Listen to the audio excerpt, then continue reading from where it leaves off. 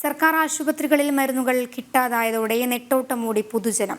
ഫാർമസികളിൽ മരുന്ന് ലഭിക്കാതെ വന്നതോടെ അധിക തുകകൾ നൽകി പുറത്തെ ഫാർമസികളിൽ നിന്നും മരുന്ന് വാങ്ങേണ്ട അവസ്ഥയാണ്. ശാരീരിക അസുഖങ്ങളോടൊപ്പം സർക്കാർ ആശുപത്രികളിൽ മാനസികമായും വേദനിപ്പിക്കുന്നുവെന്ന ജനങ്ങളുടെ പ്രതികരണം. അത്യാവശ്യ മരുന്നുകൾ പോലും ആശുപത്രിയിലെ കാരുണ്യ ഫാർമസിയിൽ കിട്ടാനില്ല. ശാരീരിക അസ്വസ്ഥതയുമായി വരുന്നവരെ മാനസികമായും ബുദ്ധിമുട്ടിക്കുന്ന നിലപാട്. പാവങ്ങൾ വരുന്നത് തന്നെ ഗവൺമെന്റ് ആശുപത്രിയിൽ എന്തെങ്കിലും സഹായത്തിന് വേണ്ടിയാണ്. പക്ഷെ വരുന്ന രോഗത്തിനേക്കാളും ടെൻഷൻ എന്നുള്ള ഒരു രോഗം കൂടി തിരിച്ചു കൊണ്ടുപോയാണ് വീട്ടില്.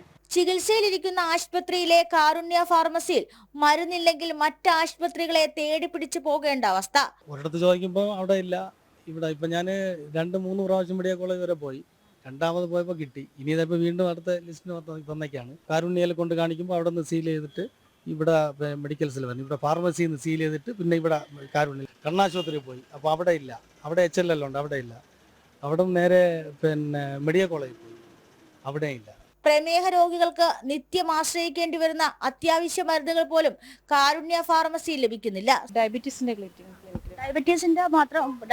മരുന്ന് പോലും ഇല്ല. നമ്മുടെ ഫാർമസിയിലുള്ളത് എഴുതിത്തരാന്ന് പറഞ്ഞിട്ട് നെറ്റിൽ നോക്കി ഫാർമസിയിലെ മരുന്ന് എഴുതി തന്നു. അത് അവിടെ നമ്മുടെ ഫാർമസിയിൽ ഇവിടെ ചോദിച്ചപ്പോൾ ഇവിടെ ഇല്ല. പിന്നെ ഇപ്പൊ കാരുണ്യ ചോദിച്ചപ്പോൾ അവിടെ ഇല്ല. ആരോഗ്യ വകുപ്പിന്റെ ഭാഗത്തു നിന്നും ജനങ്ങളെ വലയ്ക്കുന്ന നിലപാട്. നമ്മളിവിടെ ആശുപത്രി കാണിച്ചിട്ടാണ് ഇവിടെ നിന്ന് മരുന്ന് വാങ്ങിക്കുന്നത്. അപ്പോഴാ ഇവിടെ മരുന്ന് 6 ആയിട്ട് എഴുതുകയാണെങ്കിൽ 3 ആയിട്ട് വരും. ബാക്കി വെളിയിൽ നിന്ന് വാങ്ങിക്കണം. ഭയങ്കര വിലയാണ്. കോടിക്കണക്കിന് രൂപയാണ് കാരുണ്യ പദ്ധതിക്ക് വേണ്ടി ആരോഗ്യ വകുപ്പിന് ധനവകുപ്പ് നൽകേണ്ടത്. പൊതുജനങ്ങൾക്ക് മിതമായ നിലയിൽ മരുന്നുകൾ നൽകാൻ പോലും സർക്കാർ പര്യാപ്തമല്ല എന്ന് തെളിയിക്കുകയാണ് വീണ്ടും.